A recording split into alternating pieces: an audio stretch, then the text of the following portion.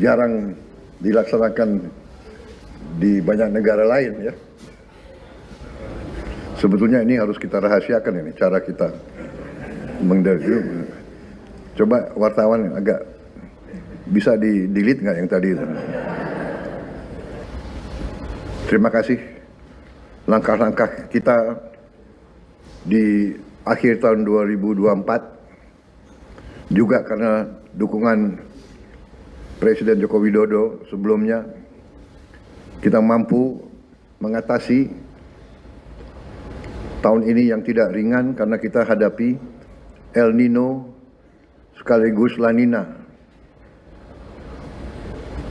Musim kering, tapi kita mampu mengatasi, mampu menghadapi di tengah memang suasana geopolitik yang tidak ringan.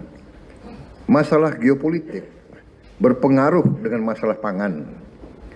Kalau terjadi suatu ketegangan dan krisis, negara-negara yang biasanya ekspor pangan akan menghentikan ekspor mereka. Ini fenomena yang sudah terjadi berkali-kali. Karena itu, terima kasih, alhamdulillah kita sekarang berada dalam posisi yang semakin kuat. Dan semakin ke depan kita akan tambah kuat di bidang ini.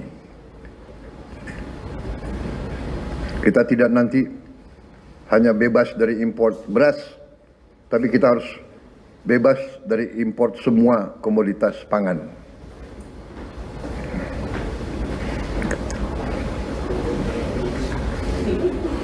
Saya juga menyampaikan terima kasih saya, apresiasi saya kepada Mendagri yang mengendalikan, yang ikut bantu mengendalikan pemantauan inflasi. Mendagri di mana nih Mendagri? Oh ya, terima kasih Mendagri. Ini mekanisme saya kira yang dirintis di bawah pemerintah Pak Jokowi. Terima kasih. Ini suatu apa ya? Mungkin nggak diajarkan di Fakultas Ekonomi ya. Kalau soalnya bekas mantan presiden kita itu bekas wali kota. Jadi ngerti bagaimana mengendalikan inflasi itu dari lapangan. Download Tribun X sekarang, menghadirkan lokal menjadi Indonesia.